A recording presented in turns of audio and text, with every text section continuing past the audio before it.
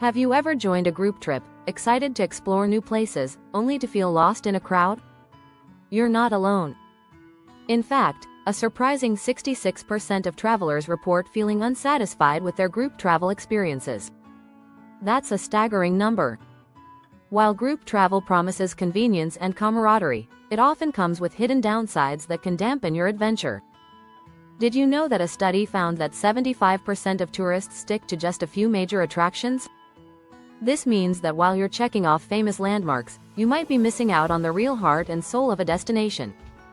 Group travel often leads to a one-size-fits-all approach, where everyone has to follow a strict schedule, leaving little room for spontaneity. In this video, we'll dive deep into why group travel might be the worst way to explore the world. We'll uncover how it stifles your freedom, limits genuine connections, and can turn vibrant cultures into mere checklists. If you're tired of feeling like a tourist in a sea of others, stick around. You might just rethink your next travel plans. Chapter 1. The cookie-cutter itinerary trap. Group travel often feels like you're ticking off a list rather than truly experiencing a place.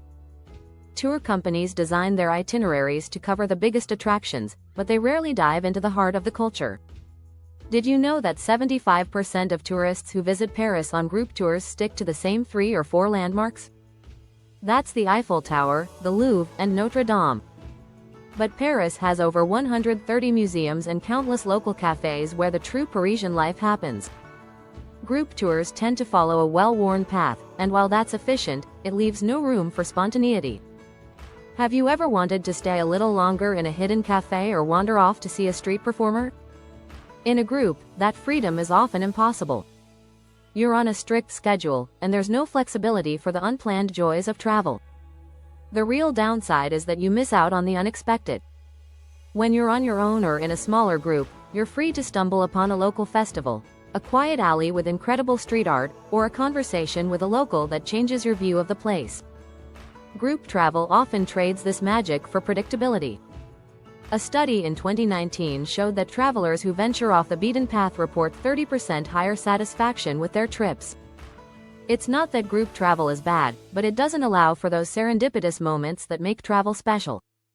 So, while you may hit all the highlights, you miss the heart of the destination. Chapter 2. The herd mentality.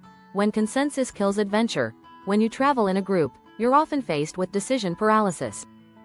Everyone has different interests, and trying to find a compromise can be exhausting.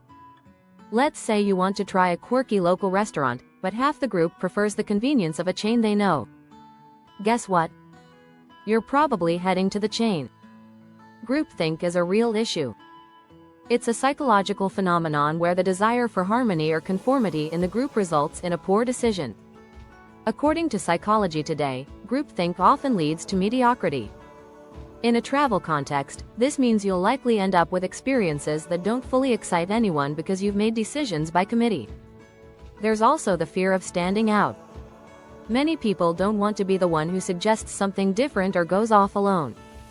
So, the group sticks together and, in the process, misses out on unique adventures.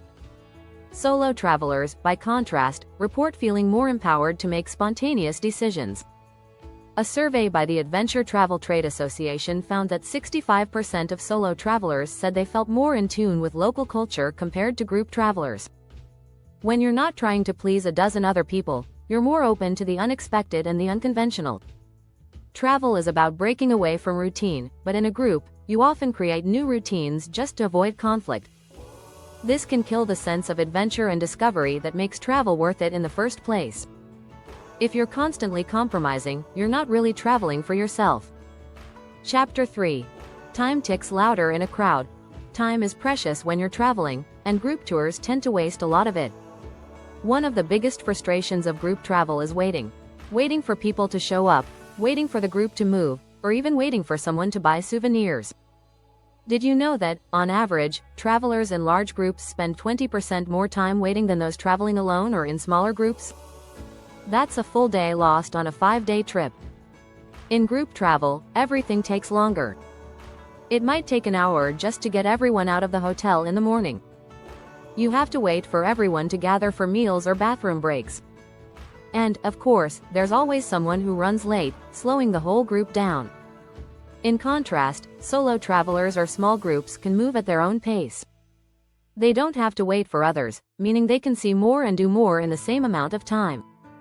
A study from the University of Surrey found that independent travelers spend 40% more time engaged in meaningful activities than those in larger groups. That means more time exploring and less time sitting around. The inefficiency doesn't stop there. Groups often visit the same crowded tourist spots, which means more waiting in lines. Have you ever been stuck in a line for hours just to see a monument that you could have enjoyed from a nearby park in peace? When you're on your own, you have the flexibility to avoid peak times or skip attractions entirely if they're too crowded. In a group, you're on someone else's schedule. If you want to linger at a place that's caught your eye, tough luck, the bus is leaving, and you have to stick with the herd. Traveling alone, or with just a few people, means you control your own time. That's the freedom to slow down, soak in the atmosphere, or move on quickly if something doesn't interest you. If you're enjoying this content, don't forget to subscribe for more insights into travel and adventure. Chapter 4. Fading into the tourist trap. The group visibility problem. When you're part of a large group, it's nearly impossible to blend in. The bigger the group, the more you stand out as tourists. And that's not always a good thing. One of the main reasons people travel is to experience new cultures, but it's hard to get an authentic taste of local life when locals see you as part of a tourist mob. Did you know that in places like Venice, where group tours dominate, 60% of locals say they actively avoid tourist areas because of large crowds? That's according to a 2021 survey by UNESCO. So, instead of meeting locals or learning about their way of life, you're more likely to be surrounded by other tourists. It's tough to have a meaningful cultural exchange when you're constantly being guided from one packed spot to the next. When you're visibly a tourist, you're also more likely to get funneled into tourist traps. In many cities, local businesses cater specifically to tour groups, often charging higher prices for lower quality experiences. Think overpriced souvenirs or meals that lack any real flavor or authenticity. According to Travel Plus Leisure, group tours are 35% more likely to visit these touristy spots than independent travelers. Being part of a group also limits your ability to connect with locals. Locals are more likely to approach someone traveling solo or in a small group, while large groups tend to intimidate or overwhelm them. It's a simple truth: the bigger the crowd, the less personal the experience. In contrast, solo travelers or those in pairs have a much easier time blending in. They can slip into local cafes or markets without drawing attention. They can engage in real conversations with locals who see them as more approachable. In smaller settings, you're not just another face in a sea of tourists. You're someone genuinely interested in the culture. Chapter 5. The one-size-fits-all experience. Killing personal preferences. When you're on a group trip, everything is designed for the average traveler. Tour companies create their itineraries to appeal to the widest possible audience, which means they often strip away the unique experiences that cater to specific tastes. It's like trying to fit into a one-size-fits-all outfit. It might work, but it won't feel perfect. Let's say you love art, but half the group isn't interested. Chances are, you'll get a brief stop at a famous gallery, and that's it.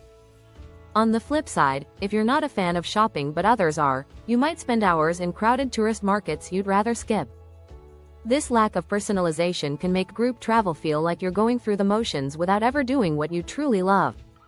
Research shows that 70% of travelers prefer personalized experiences. A study by Skift revealed that today's travelers crave activities that match their unique interests, whether that's cooking classes, adventure sports, or deep cultural immersion. But in a group setting, these customized experiences are often impossible. The truth is, group travel forces everyone into the same mold. You might be someone who enjoys waking up early and exploring quiet streets, but if the group's itinerary doesn't start until 10 a.m., you're stuck. Or maybe you prefer more time in nature, but the group is heading to another crowded city. You're constantly adjusting your preferences to fit the group's plan, and that can take the joy out of your trip. Small group or solo travel, on the other hand, lets you build your own adventure. You can prioritize the activities that matter most to you, whether it's spending a whole day hiking or getting lost in a museum for hours. Your travel experience should be yours, not dictated by the needs of the majority. If you found this video insightful, make sure to subscribe and join our community of passionate travelers. Let's explore the world together, one adventure at a time.